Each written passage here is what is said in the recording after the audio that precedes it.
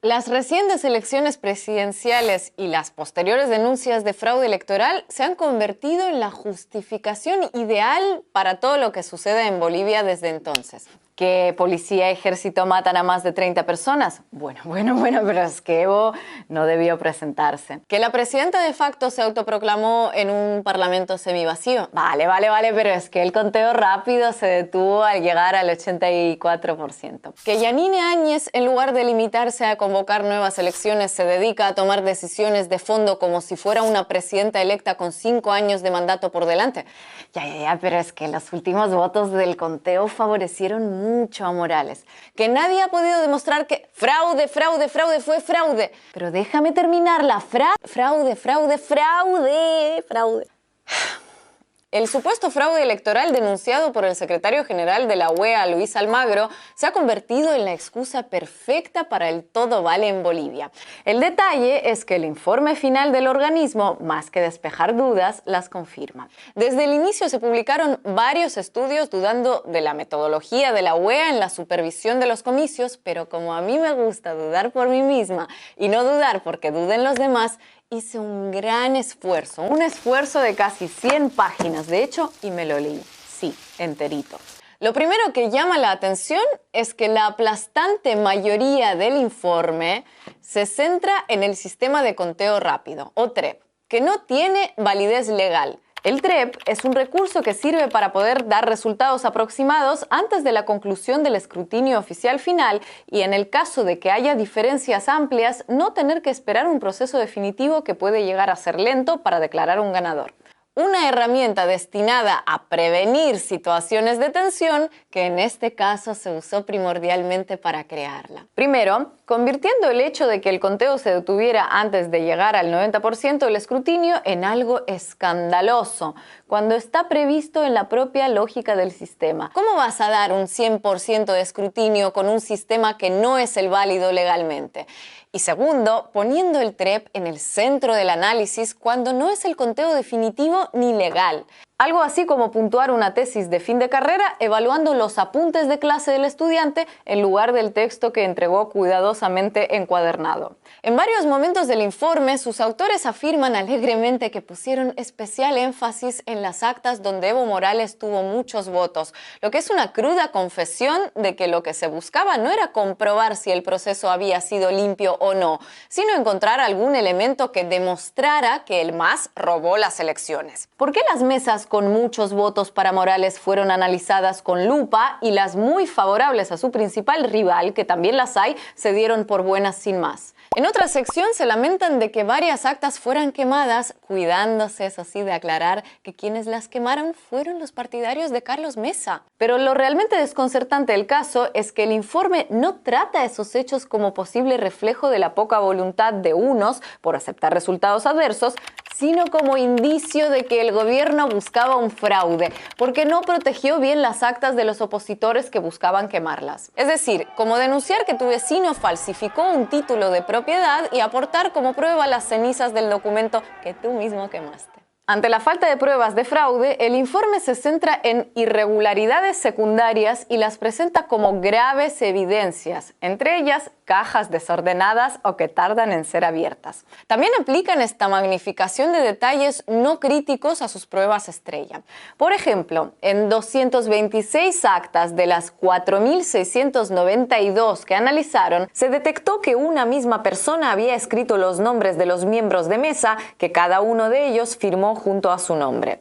Esto no es lo común, pero en ningún caso una prueba de fraude. Una forma de establecer si estas actas irregulares están vinculadas a un fraude es comparar con otras mesas de ese mismo centro y de otros del mismo municipio. Suponiendo que esa caligrafía repetida es prueba de que los votos de esa mesa fueron adjudicados fraudulentamente, entonces en otras mesas y centros del mismo municipio los resultados deberían ser muy distintos. Sin embargo, no es lo que sucede porque en la mayoría de los casos los resultados son similares. Es más, en algunas actas denunciadas por la OEA, los resultados son mejores para el candidato opositor que en otras mesas del mismo centro o municipio que no obtuvieron observaciones. Poco importa todo eso a los autores del informe, que a continuación afirman que el total de votos en este grupo de 226 actas equivale prácticamente al número de votos que le permitieron a Morales evitar la segunda vuelta, insinuando así que en esa coincidencia estaría la tan ansiada prueba del fraude. Primero, el uso de la palabra prácticamente. Aquí delata que ni ellos mismos están del todo convencidos de lo que dicen. En matemáticas no puedes cerrar un cálculo diciendo 1 más 1 son 2, lo que es prácticamente 3. Y con eso pretender demostrar que 1 más 1 es igual a 3. No, pero peor aún es comprobar que si suponemos, lo que ya es mucho suponer, que la totalidad de estos votos correspondían a Carlos Mesa y sacamos la cuenta, la diferencia entre ambos seguiría siendo favorable a Morales por más del 10%, el límite fijado para no ir a la segunda vuelta. Otra peculiaridad del informe es que recurre a palabras como inusual y similares para describir determinado hecho, pero sin abordar por qué el hecho sería inusual. Se conforman con decir que es inusual y listo. En concreto, subrayan el inusual aumento de los votos a favor de Evo en el tramo final del conteo, que realmente no tiene nada de inusual. Y es que ese ha sido el comportamiento electoral histórico de los últimos años en Bolivia. En las zonas rurales con mayor presencia indígena, el voto a favor del MAS ha sido siempre masivamente superior al de otras opciones. Como por la geografía e infraestructura es el más lento de escrutar, lógicamente siempre aparece este impulso a la votación a favor de Morales en el último tramo del recuento. En otros años, este efecto pasó desapercibido porque la diferencia con la que se impuso Evo era enorme, pero incluso se observó en el famoso referendo de 2016, así que de inusual poco. Siempre estuvo ahí porque es un reflejo de la geografía y demografía electoral boliviana. Pero claro, basta con añadir «esto es muy inusual» al final de cualquier frase para que, si no estás atento, parezca que detrás hay algo misterioso y inexplicable. En las zonas indígenas la gente vota más por el candidato indígena. Esto es muy inusual. En las áreas rurales sin internet, los votos tardan más en ser enviados a la Central Nacional Electoral que en las urbanas con conexión 4G.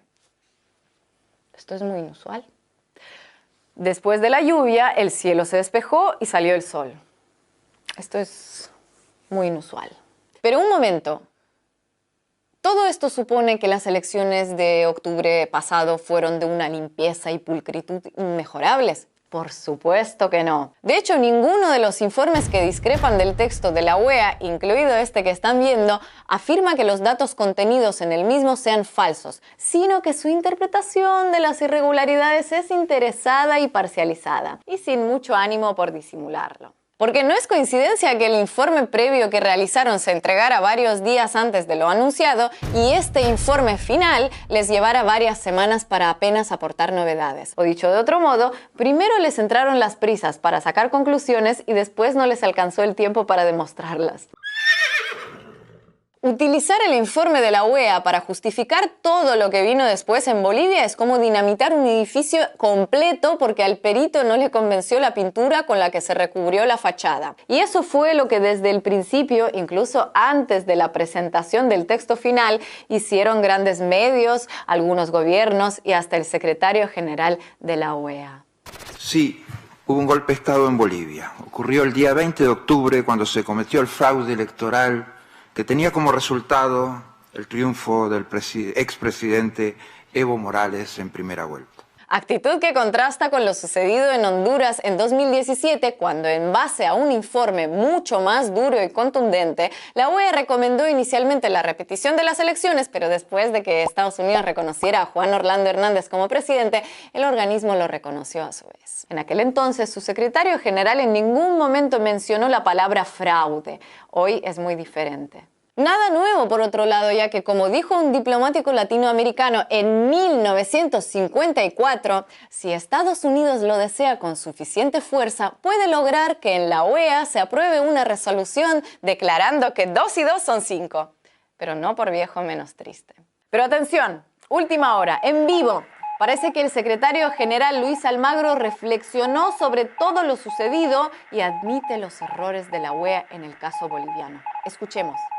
Ese papel de la OEA es probablemente uno de los papeles más abyectos que ha tenido una organización internacional, una organización multilateral en un tema en nuestro continente. Y definitivamente es una página muy oscura de nuestra organización. Bueno, qué alivio que se dio cuenta. Rectificar es de sabios. Sigamos escuchando. Es imposible dejar el pasado atrás o modificar el pasado.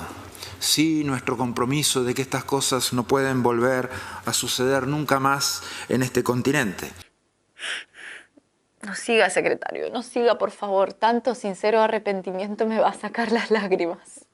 Y esta es una oportunidad también para condenar la validación que la Organización de Estados Americanos realizó de la invasión a República Dominicana en el año 1965. Ah, que el video es de 2015, cuando Luis Almagro condenó el aval de la OEA a la invasión de Estados Unidos a República Dominicana hace medio siglo. Ya me parecía. Gracias. Pero bueno, no perdamos la esperanza. Apenas tardaron 50 años en pedir disculpas por eso. Así que tal vez para el año 2069 el sucesor del sucesor del sucesor del sucesor del sucesor del sucesor del sucesor de Almagro se muestre avergonzado por el papel jugado por la OEA en Bolivia en 2019. Tengo que confesarles algo. Soy rusa y trabajo para un canal ruso de Rusia. Pero por si no se habían dado cuenta, YouTube ha creado una alerta para advertirles. Ahí está abajo. Igual que hace con cualquier otro canal de esta plataforma financiado por un banco, un fondo buitre o un conglomerado mediático cuyo dueño es un holding petrolero. ¿Verdad que sí? Así que ahí les va otro motivo para suscribirse a nuestro canal, porque de nosotros dicen lo que de otros callan.